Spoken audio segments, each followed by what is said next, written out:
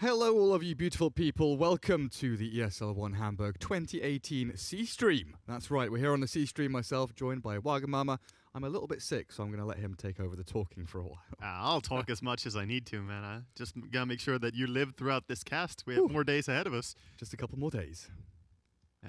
We're starting out the game here with Alliance versus Mineski. Gonna be a matchup that I really enjoy. I'm pretty excited for this entire day because all the games today, we're gonna have Swedish players. I'm flown in here from Sweden, you know, so I'm very excited about that. We're gonna start it out Swedish as it gets with Alliance, of course. They do have Taiga from Norway and Koikwa as well here from Germany. Yeah, that's true. That's true. They've looked really good recently, though. You've got to say, Alliance. You know, a lot of these teams, you know, with these kind of key players, I think. You know, Loda stepping back and becoming coach was a really great move, but a lot of these kind of Heroes of New Earth players are seeing a lot of great play recently. The past year and a half has been massive for them. They adapted very fast. I mean, I've played a lot and I scrimmed a lot against Alliance and their matchup in the last year or so. I was playing under a team myself, and we scrimmed against them so many games. In the beginning, they weren't necessarily that sharp, but both Mikke and Insania have really adapted so well. And now they're definitely in their comfort zone. And Mikke is just a beast of a mid laner. I think he's actually super good. And then you have players like, you know, Taiga. He used to be playing in the same team as Topson. He used to play together with Illidan and Topson. SFT esports, wasn't it? Exactly.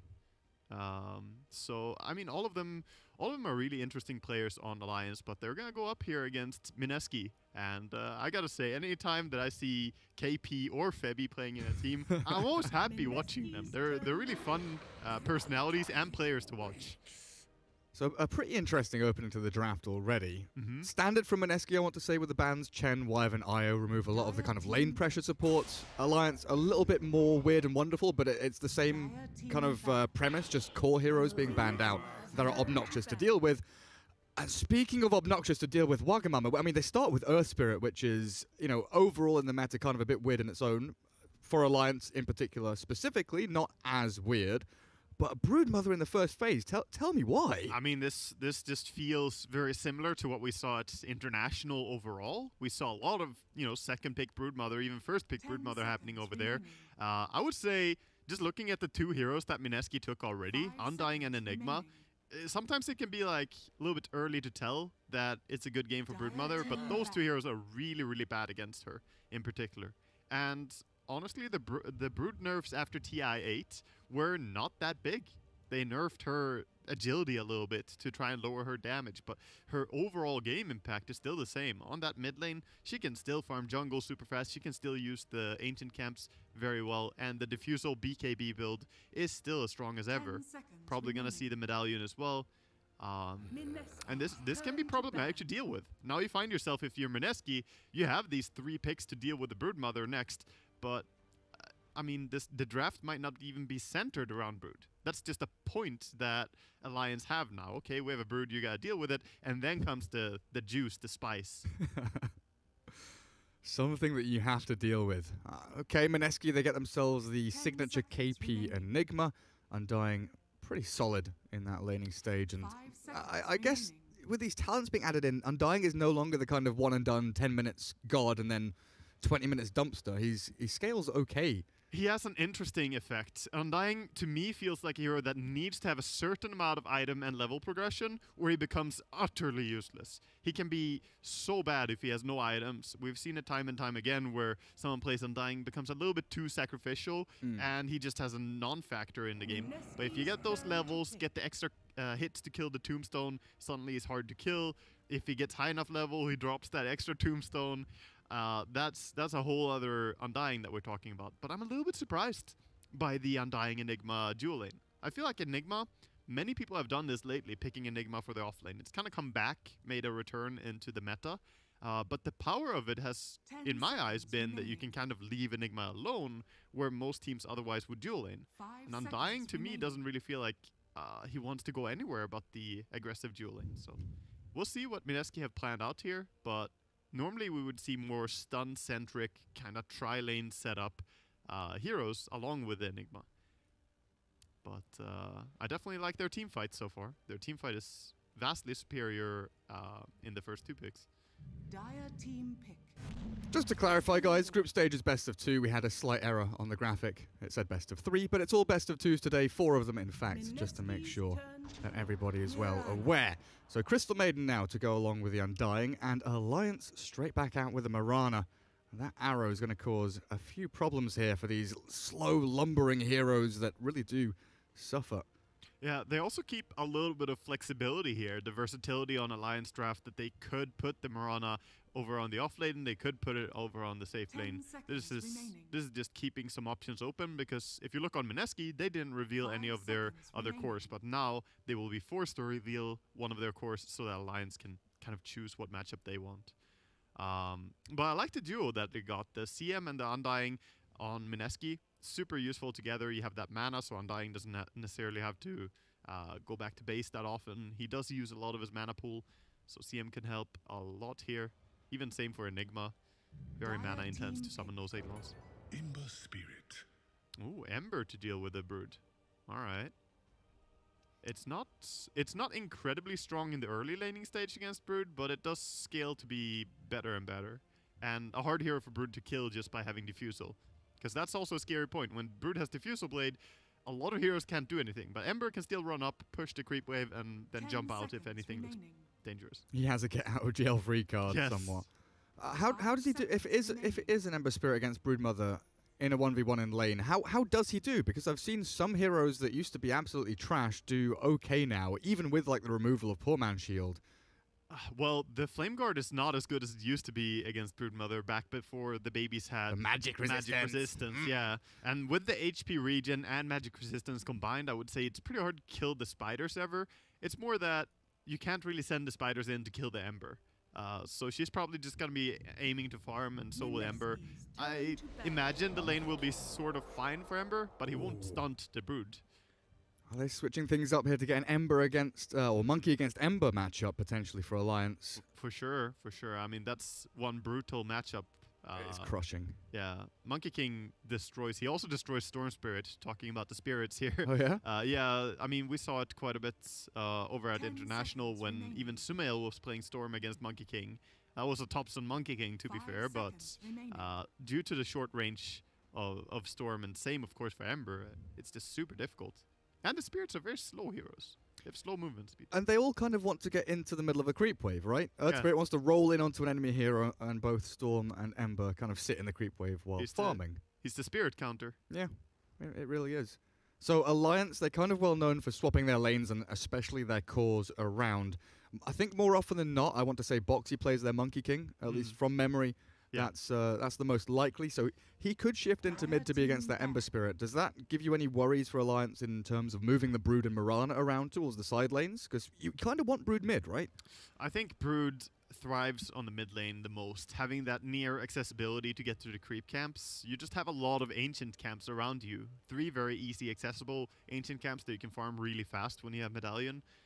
I would still prefer to put Brood mid if I was in Alliance position here, and just dual lane the Earth Spirit with, or dual lane the Monkey with the Earth Spirit. I thought until he picked Treant. But this could still be Earth Spirit, Monkey King, and then Treant and Mirana lane. It's quite strong. Treant is a very, very powerful hero lately. Something that we've seen a lot of teams use, but in this game, just very useful against Enigma. You have that almost guaranteed way to cancel the black hole. Even if there's a BKB, you can still cancel it. So that's very convenient here. And in a team that is kind of lacking consistent stuns, you know, sure, they have Earth Spirit, Mirana, they've got disables, but actually landing them can be reasonably hard against an Ember and a Blink Enigma and all of this. Having Treant with double roots against Ember Spirit, being able to hold him in place and make sure you can land your arrows and get your damage in is super important. Yeah. No, the Treant Protector was a smart pick here. I think it synergizes well with their draft overall. And Mineski adding a Templar Assassin. That is something I love to see in any game. What does that hero do, Wagner? I don't know. I'm thinking I might start playing it, though. All right, Templar Assassin here. So this is looking now very clear that it might be a side lane Ember, probably pairing up with the CM, and maybe even tri-laning with CM and Undying. Like I said, shouldn't count that possibility out when you have Enigma. He doesn't necessarily need help on his lane. And TA is just great against Brood, but she is not that great against Monkey King. So this is very interesting laning stage for sure. Musical lanes. A little bit.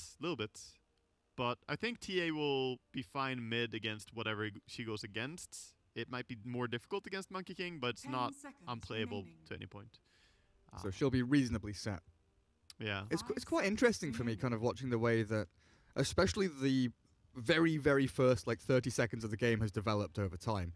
Because you think back 2 years ago, it was all about smoke gank with Tusk and you gank and you kill. Then it was more about, you know, controlling runes and you got like a 3-2 spread across the map or even a 4-man smoke to scout.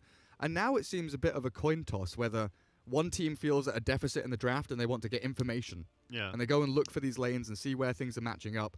This game feels kind of like both teams want to get information on the lanes so Alliance can dominate and so Mineski don't get dominated. I think so. We might see an aggressive move by Alliance, I feel, looking just at the drafts here. They might do a little smoke move to get scout information in the beginning. Due to the fact that Treant, Monkey King, Mirana, Earth Spirit, all very strong at fighting, and Enigma super weak at fighting. Sure, Brood is not going to help out either, but I definitely favor Alliance if they were to run into each other, so to say. But the lanes are very hard to set here for both teams. There's a lot of things that you don't want to have happen on both teams. You don't want to lane your Broodmother against a TA, for instance, but likewise, you don't want your Ember against Monkey King. So. I have a question about TA. Have you ever taken the Sireblade Paralyzed talent? Oh yeah, I've taken it. I regret it. I regret it every so, time. So my stance is that it's by far and away the worst talent in the game. I cannot think of anything worse than that talent. So yeah, I would honestly want anything else than that. Because the Paralyze just sets move speed to 0, right? No, it sets move speed to 100. Oh, well, here's the issue though. You already have 60% slow on TA. Your trap does 60% slow. What do I so need what's more the point? Yeah, give me a conditional level 25 slow that I need to aim to hit. That would be great. No, it's so garbage. And then you have the fact that the other talent is one of the best in the game, probably. The 4 extra charges on refraction. Oh, yeah. I mean, it's a no-brainer. I guess sometimes you need that in a game, right? You know, you think about Hearthstone, Magic the Gathering, whatever. To stop power creep, you need trash cards or you need trash talents. It's just kind of unfortunate that TA has one of them. Well, in TA's case, she has 3 abilities or 3 talents that are all no-brain talents, in my opinion. Her trap damage, man. The only one that you think about is the meld minus armor or refraction dispels. Some games you want to dispel stuff. But yeah. How about this game? There's Earth Spirit stuff, but apart from that. Yeah, it's pretty nice to dispel. I think I would take it, because you can dispel the Overgrowth and the Earth Spirit's ulti. Well, early movement from Mineski down towards the bottom runes. Insania here already, though, with that nice little punch from the Nature's Guys. Mickey not leveling anything up just yet, holding that point for Arrow if he needs it. But we have a tri-lane bottom. Mushi, Febby, and JT. Looks like they're setting up down here all around the Ember Spirit. Actually TPing away now, though. A little bit surprising. Thought he would stay there longer with Febby, but Febby gonna go top and help out Enigma a little bit. I think... I don't know if that was too early to leave bottom lane, but they feel confident that they don't need him. So often we see kind of aggressive tri-lanes just for the first 20 seconds of the game to try and get a kill, poke and prod, burn regen, and then TP. So I'm in agreement with you. I think maybe if he's just stayed for 10-15 seconds, do a bit of damage, then TP up top. But it looks like, as you were saying, they are reasonably happy or just satisfied with the way the lanes are set up, with this Undying Ember taking on the Treant Mirana. Top lane will have that dual lane of Tiger, Earth Spirit, Koik for Broodmother, so a little bit unusual there against this Enigma of KP and Febby's Maiden. Then the mid 1v1, Boxy Monkey King against Moon's Templar Assassin. Yeah, that's going to be probably the lane to watch for now. I don't know if there can be too much action on the side lanes. We'll see. Probably on bottom lane, there might be kill potential. But this mid matchup so far, good job by Boxy. He knows his power, just abusing. But some nice side laning as well going on by Moon. And this, I'm very surprised by the safe lane Brood, though. I feel like he's going to get pretty gimped here in experience. The Enigma is going to get a lot of denies against him. You cannot really prevent that. And Broodmother relies on experience more than any other hero in this game, I think. Yeah, Tiger does get a pull across, but it's difficult. Not only the Eidolon denies, but it's super difficult with these two heroes paired together to kill Eidolons. It feels like they're going to be splitting more often than not. Yeah, I think Earthspirit has to just not leech any experience here. He has to be staying back and not take anything so that the Broodmother actually gets her levels. Ooh, Boxy in the mid lane taking a lot of damage from Moon. Yeah, Let's have good. a couple of Jingu stacks up. A couple of hits come in. Oh, very whoa. nice. Moon looking for another one. Boxy, be careful. Yeah, Boxy's gonna salve up here. And so far, all the lanes are doing pretty well for Mineski. I think they're happy with the setup.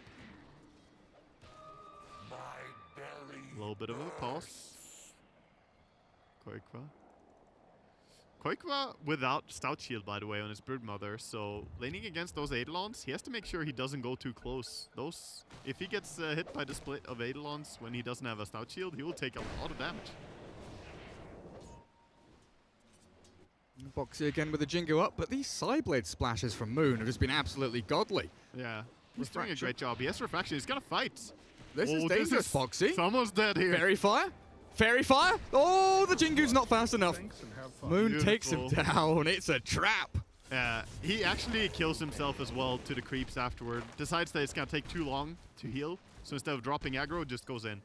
Oh, that's pretty clever. I flicked my camera away bottom because we had a fight down there and I didn't see the TA dying. But yeah, you're absolutely right. Moon just sacrifices himself for that faster respawn time and full HP, full mana. Mushi bottom, though, with the Undying, battling with Insania.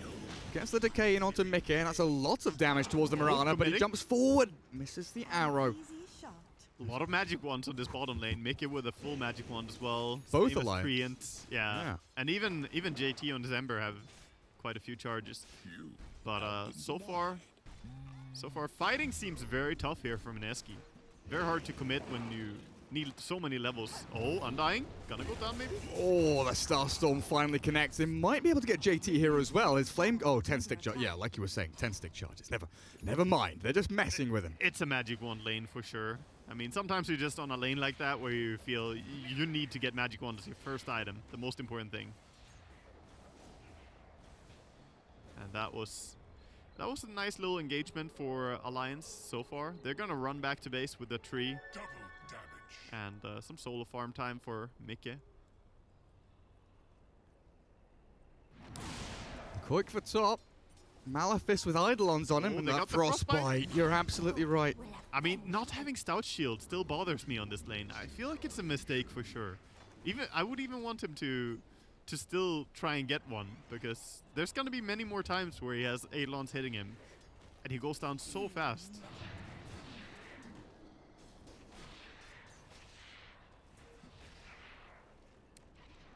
TA halfway to that level 6 mid. They're gonna try and go on her before she reaches it. Nice kick into the tower by the Earth Spirit. Monkey King chasing, but CM is there. Probably gonna be enough to save. Nothing more gonna come out of it. Bottom lane we see aggression as well. The Ember and Undying are trying to fight against this Tree and Mirana, but it's not so easy to get a kill out of this lane. Runes are gonna be taken by Mineski. Plenty of them. JT, Mushi get a couple. Yeah, they get 3 runes. 1 rune was taken by Taiga on his Earth Spirit. 26-4 on the Mirana for that triple pack of green there. Sure enough, Broodmother 20 and 6. But it doesn't feel like Quickfoot's having a particularly good game. Well, it's mostly about the levels. You want so many more levels on Broodmother. And she is now starting to pull ahead of Enigma, but it's taken a while. And now she kind of has that ball of spiders that can kill Eidolons very fast, so it gets harder for Enigma to lane against her now. Here they come. Oh, yeah. Yeah, she kills them super fast. Look towards mid, though. Earth Spirit and Monkey King scouting out here for Mushi. They see him with the Observer Ward, and rolling forward, Tiger will catch. Mushi grabs the Illusion Rune, but Boxy's here ready with the Jingu Mastery. Stack up How long damage. can he live? Just try and create space. He gets a soul rip off in the end, but he will die. A bit of room here, though, for Moon. Shoving that tier 1 tower with the help of the Blightstone. Almost a full level ahead of the Monkey King. Actually is a full level ahead. And oh, wow. This is not so easy for Monkey to go down because of the traps and Psyblade risk. All top. Trying to get the Ember Spirit. In comes the zombie with a tombstone. Nice little spiraling there. Comes out of Koikva. Can they chase any further forward here? Febby wants to deal with the spiderlings. There's a decent pack of them still lurking around in the webs. He killed the Ember, and he got the tombstone before backing out. 125 extra gold. The spiders insta-kill tombstones. So hot damn. It's a very good counter. Here we go. Revenge time. Moon, there's the fourth hit. Boxy has Boundless Strike, gets the trap down, but Moon is already gone. Alliance needed that. They needed that badly. They need to get some stunting and item growth here on TA. It's a real feel-good moment, right? You've died, you've done okay in the lane, but the TA's starting to get to that critical mass, and you're getting a little bit scared that one kill is going to give Boxy such a morale boost. Earthspirit is a great hero to come in and gank with Monkey King. He always kicks the TA closer to Monkey King or into the tower, making it hard for her to run away, and Monkey King kind of just orb walks with the Orb of Venom. Oh, gonna try and kill Monkey now with a TA trap down. The sentry was far in the back, so he didn't see the trap there. Got slowed down and quick and easy kill. Back and forth on this mid lane. Yeah, I mean, I was looking up towards top. Koik for cutting the creep wave and doing a significant amount of damage to that tier 1. And then we had a little bit of a dive bottom. It looked like Alliance wanted to get up in the face of this Enigma, but KP is pretty happy with Febby to pull back. Insania will block the camp, though, already prepped and sorted. Lots of people towards mid, though. Mushi sitting behind this Templar Assassin. Double damage rune up on her as she swings into mid, but tier 1 top's already gone. Broodmother's really taking full control of this lane. They don't have anyone they can send against Brood right now other than TA, but TA doesn't want to leave mid lane as well. So even if TA went top, Brood would just jungle. It's not like you go there and you stop Brood. You would just be kind of standing there. So right now they definitely have a spider problem. And this is what happens. I mean, this was a second pick Brood, and still it's not that easy to deal with.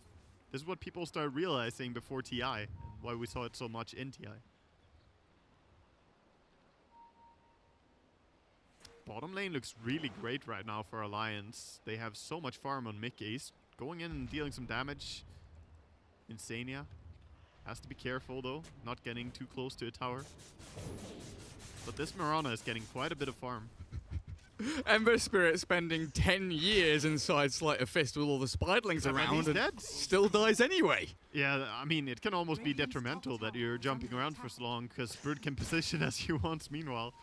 And without his ulti, he cannot go against Brood. Like I said, the only hero who can go top is TA, but they're not wanting to center there. Even Mushi going here, he has to be very careful. He has no tool against Broodmother as well.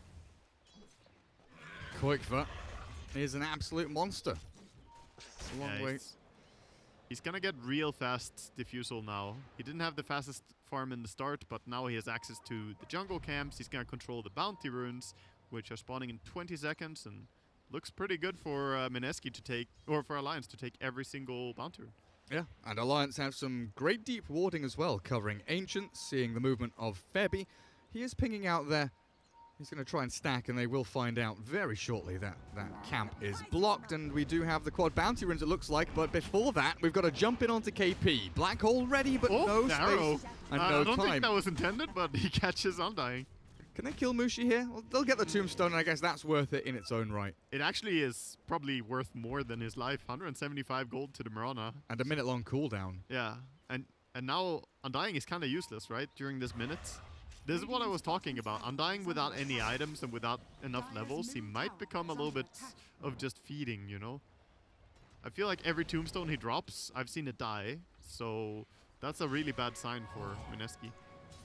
And he didn't get that that kind of lane domination we expect from the Undying. You know, very often as that kind of, you know, 2-1-0 or 1-2-0 build with the extra point in the Soul Rip or the Decay, and you just run at people and punch them. I stand by what I said in the beginning, though. I think they should have stayed with the tri-lane a little bit longer. Going dual lane against with the Enigma CM, not sure they accomplished enough.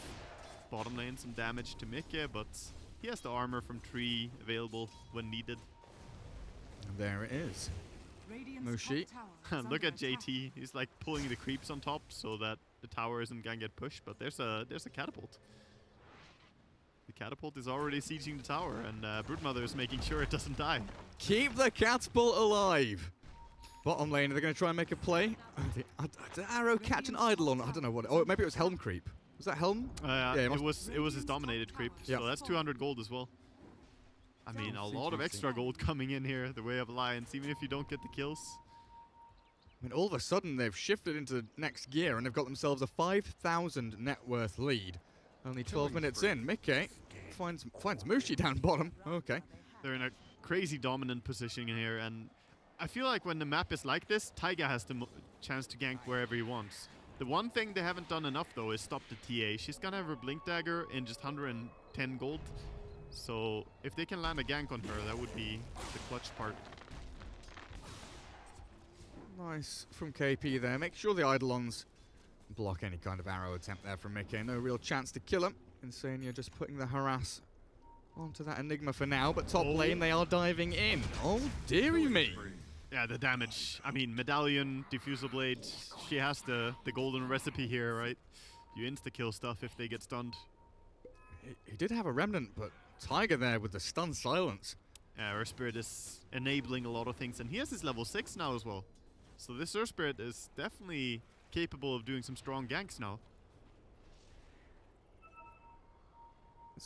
It's always cool to see the position, like position 3 Boxy played mid, but he was still very clearly the position 3. You know, the farm priority is still kind of leveled itself out and balanced as we would have expected. Brood up at the top, Mickey second, and then Boxy coming in third. It's true, and he knows his role and what he's supposed to be doing. So look at him, he's just waiting on the Ancients here, trying to see if TA goes to farm it. He's playing like a ganker, still playing like a position 3 player.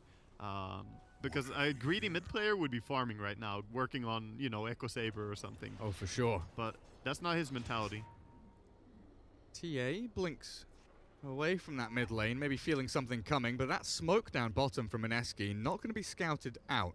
Zyra Observer Ward might give a false sense of security here to Alliance, they're going in. But they've gone the wrong way. Mushi has already moved northwest. They TP down with Febby, but KP's already gone. TA does arrive, looks for Tiger, damage in. Earth Spirit's still got. Oh my goodness, no. This is a disaster. Mineski, they've lost it. It is all crumbling now, falling apart. And with that tombstone dropping, it's more money into the bank accounts of Alliance as they lose absolutely nothing. Yeah, she didn't have a dust, and the Mirana Invis came out, so she had to try for the Psyblade. Didn't really connect it. Oh my, it's Febby gonna go down here as well as kind of collateral to the previous fight. This tower is definitely forfeit, and meanwhile, Broodmother, she's taken tier 2 top, she's taking tier 1 mid. Everything is crumbling very quickly here. Which lane is next? Yeah, this is horrible because you don't even really get value from your glyphs, right? Your tier 1 falls, you normally are like, okay, we have glyph ready for next defense, but I mean, there won't be a way to use it. There's nothing left to defend by that point. Yeah. Mushi did just draw a big old circle inside his jungle. He was just like, guys, over here is bad men. Don't go into this area. Maybe go and play up towards the top lane. Get some wards down in the dire jungle, which is usually what we see, the kind of mirror movement.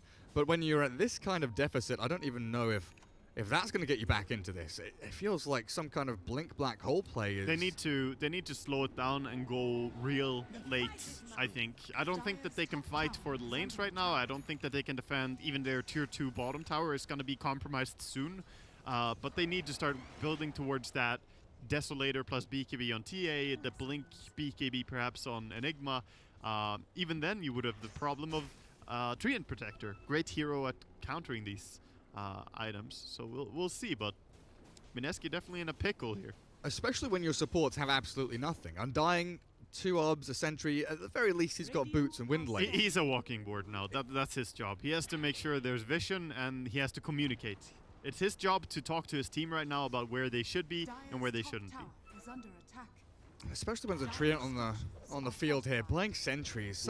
They're chasing for the Monkey King. They got him with a Cloying Blade, cut him down from the tree. Oh, damn. Looks like they're going to get themselves a kill. There we go, 4-12, 16 minutes in, they TP Enigma down into this Radiant jungle as a 3-man overgrowth from Insania looks to just slow things down a bit, but they've got the chase and they've got the pick off, 2 for nothing. Good play from Mineski, really opening up the jungle for themselves, but Yeah, that was really great chase by JT on his Ember. He first Remnant in, and it was just barely dodged because he was cutting trees with the Remnant. But then he Quelling Blade the correct tree as well and found the Monkey King. So beautiful play there. Very skilled.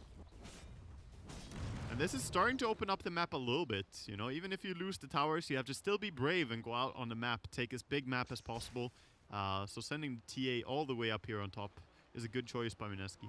It's often the difficult thing as well, right? If, let's say, in this situation, this context, Undying is your warder, he has both obs, both sentries, you win a team fight in your jungle, but he's dead.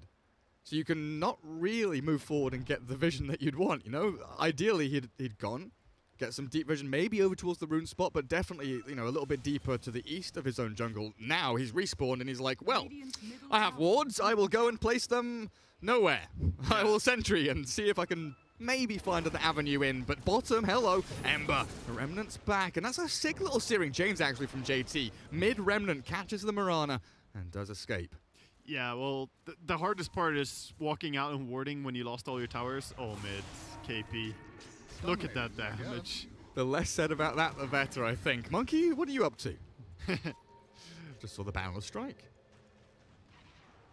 Maybe a play onto Moon? I don't think so. TA with Refraction back up, pretty difficult. So it's a Maelstrom first Monkey King, by the way.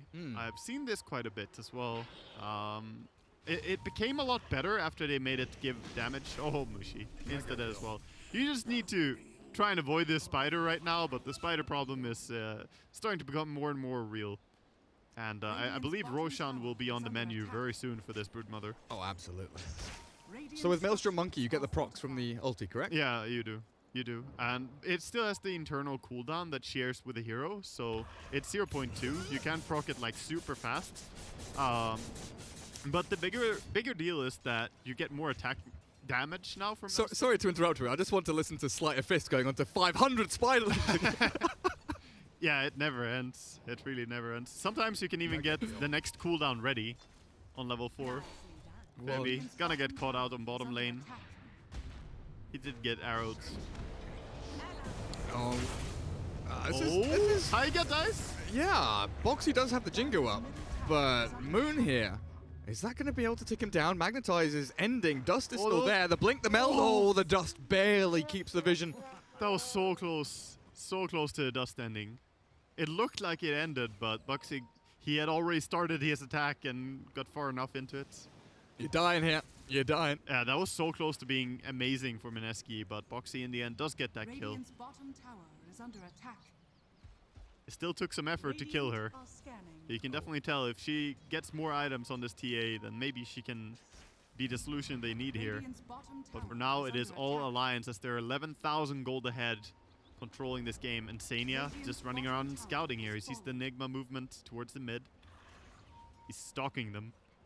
Feels like Mushi is on move command here, just behind the Enigma. Gets a sentry down. Well, okay. He runs into the sentry. Hello. And he Quellings it. Koikva says thank you very much. And now Insania back into that scenario again. He is in a great position to scout out 3 heroes that are kind of anchored down in this mid lane. Top does get shoved out by JT, which allows him to finish off his Maelstrom, which comes out now. But like you were saying, it's just about giving this TA of Moon a little more room. We'll have that full... Jumping around. Yeah, I hear it. Oh, is it a black hole? It is. KP's in there, but there's the overgrowth. Insania shuts it down. The BKB to turn around, and Koikva's going in big. There's the Insatiable Hunger chomping into the Ember and the Enigma as they look for Moon to follow through. Tiger, how many spells do you have? Magnetize and roll, but it doesn't even need it. TA's gone, and he'll chase for more. Koikva's already on a triple kill, Waga. Yeah, they tried to go for a big kill there onto the Broodmother, but the support was close enough. Even the Earth Spirit was down on the low ground, managed to silence both heroes as well. So that black hole was never going to happen. Now there's a Blink Dagger on Earth Spirit as well, and your mid tower is definitely going bye-bye. And that will be the final outer tower of the game for the Radiant team. Yeah. We still have plenty of tower. They still have Febby. Look at him. He's split pushing. Go! Who's hunting? The it's wolves, Monkey. The wolves of Icerak are split pushing. Oh, they're running. Boxy's ulting for this. Oh, man.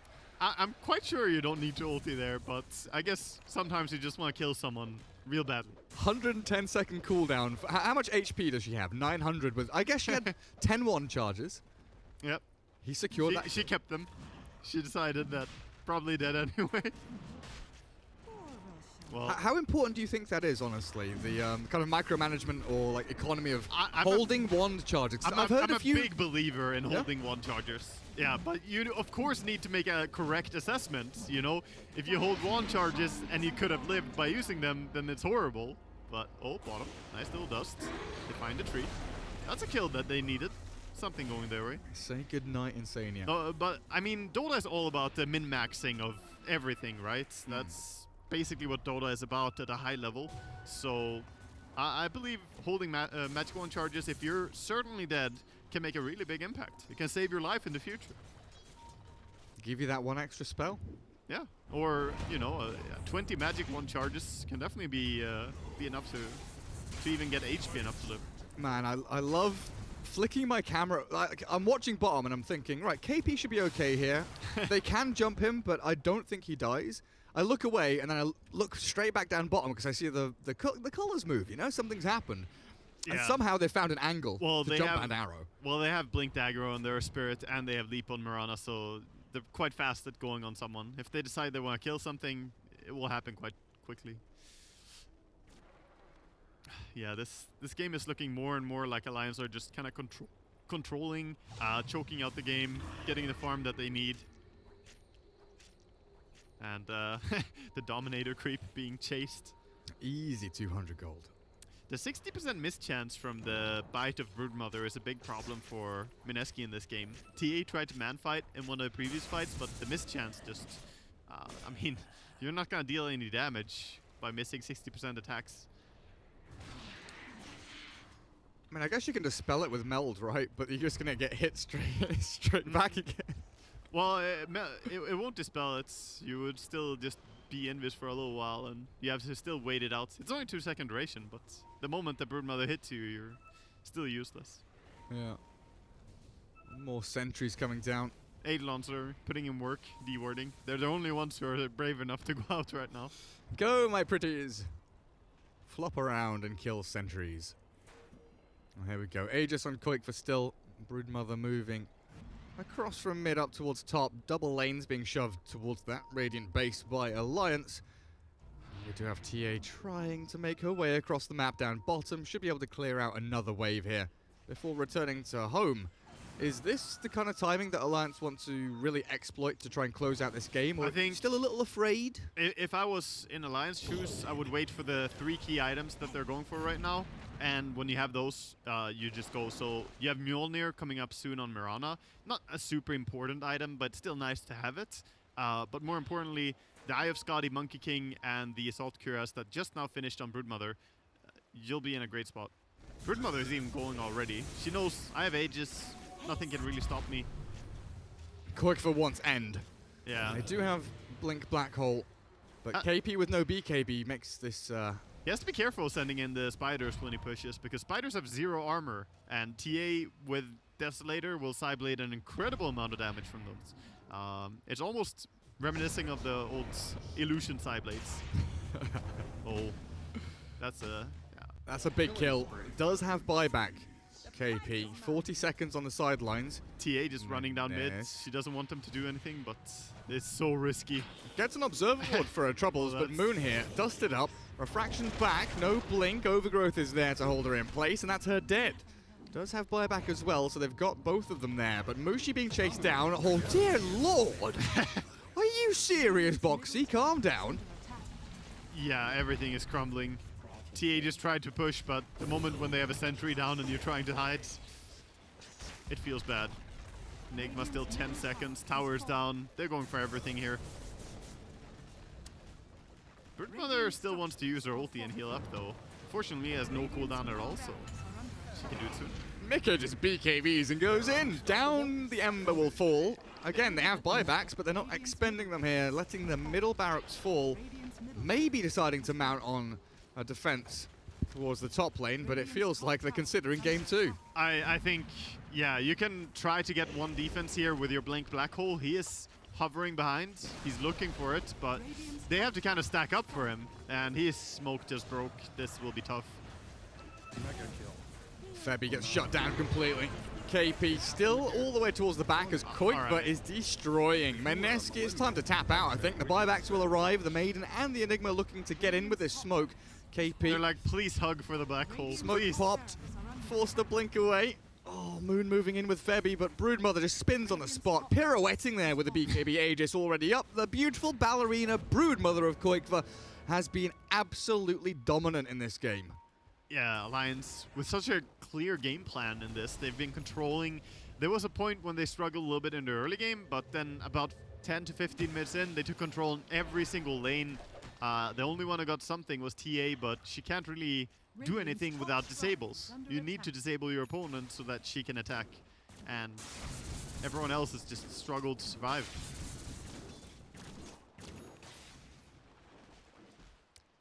At this point, Alliance are backing out. They're playing very methodical. They know no reason to throw a game away by being too stressed, so they're resetting, picking up their items. What do we have coming up? We have a Blink Dagger on the Treant being picked up just now. The Mjolnir is indeed complete on the Mirana, and a full Eye of Skadi on the Monkey King as well. So everyone kind of has their key items now. Bless that barracks and building gold. Yeah, you get an incredible amount of gold for taking 2 lanes of racks like that, with the towers and the kill gold that you're bound to get for killing the enemy. It's quite an impact. But again, the black hole was not used. You know, they still have that. If Alliance happened to hug, what is Broodmother doing? Do you see that? She was like, or is she doing the wobble yeah, thing? Yeah, the wobble. I'm still not sure what like causes that. I think it's the ulti wobble or the spin. It didn't even look like he canceled an animation. Is it just a high ground thing? It's like a terrain with webs thing there. Yeah. That's because weird. I think the way that webs work is that there are like lots of individual points in which you're allowed to travel over any point of terrain. Sure. But I think if the points don't perfectly overlap, it like glitches. I don't know. I'm shit. Speculating. Absolutely. Sounds reasonable to me. High ground we go. Final lane here for Alliance. Final defense for Mineski. Still have Blink Black Hole. We've yet to see a good one come out, and it's difficult for KP as the BKB had to be used so early there. They just forced it, and then, yep, that's her without BKB for this fight. And the DD rune is also timing out, so... Feels bad. Very, very tough. Deso for Broodmother. Koikva has it coming on the courier. Still pretty far. Might not get here in time for the fight. I think something might erupt. Where's KP then? I think I want to watch where he is, because he's been found by Insania. 4-man overgrowth, root in with a Starstorm. That black hole gets cancelled. And I think at this point you just cry your tears and go back home. 3 dead, 4 dead will lead to 2 buybacks from Mineski. And a final lane of barracks, Mushi, JT and Moon trying to keep themselves in this game. Arrow will fly, and it's a great show of bravado there from Mineski, just to stay in it until the very bitter end, but they will finally tap out and call GG. Mineski, they tried until the very end. They know that the potential is there if a mistake is made by Alliance, or if one of these wraparounds could have worked. But Alliance played a very composed, very sharp game, and their game plan just worked out beautifully for them. I was surprised actually by how strong of a comeback the Broodmother did in this game. I felt like maybe they need to have mid lane for that, but showing me there that even a safe lane Brood can be ultra strong when you have enough space around level 5, level 7, you take over everything.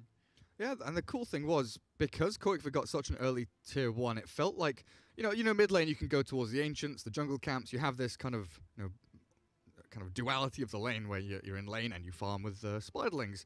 But because he got tier 1 top so early, he just opened up like an extra 3 camps for himself. Then he could transition mid, cut across into the tier 1 mid, killed that. And then the entire map was like, well, there's Spiderlings everywhere. Yeah, I feel like Mineski, if they were to look back at this replay, they might think about how they wanted to deal with Brood on the top lane in a different fashion, because they sent a lot of different heroes there to try and deal with it, but the only hero who could do anything is TA. Maybe they should have swapped it around, put Ember mid more early, because he went up there on level 5, but just got run down by spiders and died. And I think he needed to probably have the mid lane at that point, but it's tough to make those adjustments in game. It's super hard. It's easy as a prospector, you know, we're watching, we see Bird's eye everything. perspective, yeah. Exactly, but when you're in the game, to make the shift from Ember move from the safe lane to the mid lane, TA move from there to the top lane, and then Enigma, you have to go to a jungle or go down bottom. Like, it's a very tough thing to do as fast as needed. Especially when like the windows to accomplish the objective is like 30-second window here, yeah. and if you don't hit that 30-second window, then you know, It's not like you have time to do this for an extended period of time. You have to do it very quickly when it's needed. And unfortunately, I think they just gave a little bit too much for the Broodmother top, and the rest of the lanes kind of faltered largely because of this as well. Well, we'll take a short break, guys. We'll be back with Game 2 here in this best of 2 for ESL One Hamburg's wonderful group stage.